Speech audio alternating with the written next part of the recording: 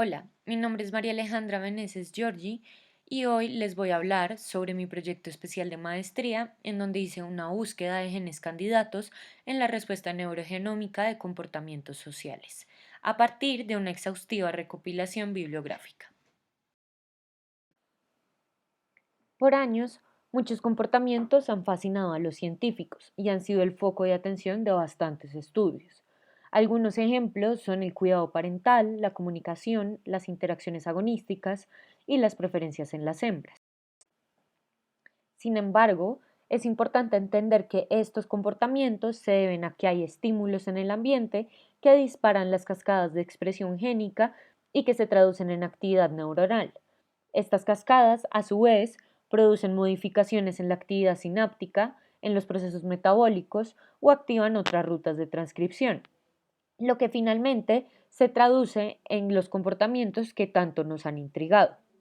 La respuesta neurogenómica se define como los cambios coordinados en la expresión de muchos genes, y estudiarla es esencial para entender los mecanismos que permiten que los cerebros puedan responder apropiadamente a una diversidad de estímulos. Desde hace más de 10 años se empezaron a hacer varios estudios en donde buscaban describir la huella neurogenómica del comportamiento. En un principio se hacían ensayos de expresión de algunos genes candidatos en algunas zonas del cerebro. Sin embargo, hoy hay capacidad para hacer transcriptomas de varias zonas del cerebro en diferentes momentos del tiempo con el fin de describir mejor esta huella neurogenómica. De hecho, recientemente algunos estudios se han enfocado en comparar la huella neurogenómica de especies distantemente relacionadas con el fin de encontrar genes o grupos de genes altamente conservados. Es estudiando la respuesta de muchas especies que podemos llegar a encontrar los genes que dirigen las respuestas comportamentales. Por eso, me interesa preguntarme qué genes o familias de genes se encuentran en común entre las bases de datos de estudios de la respuesta neurogenómica del comportamiento. Para esto hice una recopilación exhaustiva de artículos en donde se estudiara la respuesta neurogenómica de diferentes especies de vertebrados o la expresión de algunos genes candidatos.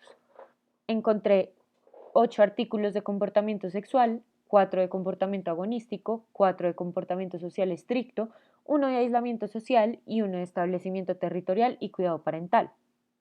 Para cada uno de estos artículos descargué las bases de datos de genes diferencialmente expresados o registré los genes candidatos mencionados en el texto. Además de estos datos, integré en una base información relevante de los artículos. Posteriormente, me enfoqué solamente en hacer un cruce de bases de datos de los artículos de comportamiento sexual. Entonces hice comparaciones pareadas porque como había algunas bases que tenían muy pocos genes candidatos, hacían que se perdiera la señal de todos los datos transcriptómicos. Las comparaciones pareadas las hice con el paquete FOSSI Join NR, en donde me permitía hacer comparaciones estrictas y comparaciones un poco más relajadas. Entonces, por ejemplo, acá en este artículo de Block et al. Y el del Closet et al., el gen SYT14 está en los dos papers, pero el DOC1 solo está en el de Block et al. Y el DOC4 en el de Del Closet et al. Esto me permite no solo identificar genes que se compartan entre las bases, sino también familias de genes.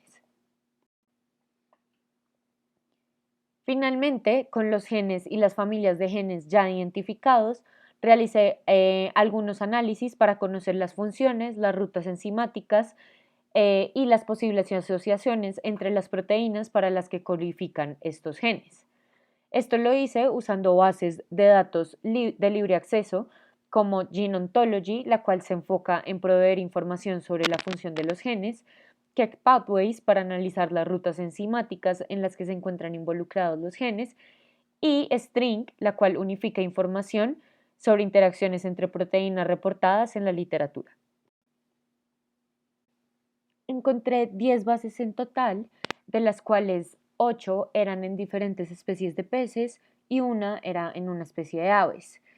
De estas, solamente 3 tenían bases de datos de genes diferencialmente expresados completas y 6 tenían bases de genes candidatos. Cuando hice las comparaciones encontré una correspondencia exacta de 92 genes y estos 92 genes se encuentran en todas las comparaciones que hice y había una correspondencia aproximada de 272 genes. En términos de los análisis funcionales, para procesos biológicos encontré 318 términos significativamente enriquecidos. Acá presento algunos de los cuales tenían mayor proporción de genes. Entonces, por ejemplo, de 3.360, 47 de los genes de mis bases estaban en esta regulación de señalización. Y presento algunas otras que además de tener una gran proporción de genes son muy interesantes, como lo son los procesos del sistema nervioso, comportamiento, transmisión de la sinapsis química, vía de señalización por proteínas G acopladas, aprendizaje o memoria, regulación de la plasticidad sináptica, vías de señalización por receptores de dopamina y glutamato, comportamiento de apareamiento y potenciación de la sinapsis a largo plazo. Estos son algunos de los genes más representados en los procesos biológicos de los cuales acabamos de hablar. Encontramos los receptores de dopamina y los receptores de glutamato y anotrópicos, que son genes que realmente esperábamos encontrar dada la literatura disponible. Por otro lado, también hice análisis de funciones moleculares, en donde encontré 38 términos significativamente enriquecidos, de los cuales seleccioné la actividad de receptores de señales, la actividad de receptores de proteína G acoplada, la actividad de receptores de neurotransmisores, la unión de catecolaminas, la unión de dopamina, la actividad de receptores de serotonina de proteína G acoplados y la actividad de receptores ionotrópicos de glutamato. Estos son algunos de los genes más representados. De nuevo encontramos los receptores de dopamina, los receptores de glutamato ionotrópicos, pero de otro tipo. Y es importante resaltar que en esta base, pues en estos términos, se encuentra la neuroligina 3, que también es uno de los genes más reportados en la literatura. Por otro lado, encontré 14 rutas significativamente enriquecidas, entre las cuales se encuentra la interacción neuroactiva ligando al receptor, vías ribosomales, la vía de señalización CAMP, la sinapsis dopaminérgica, la vía de señalización del calcio y la sinapsis glutamatérgica y serotonérgica.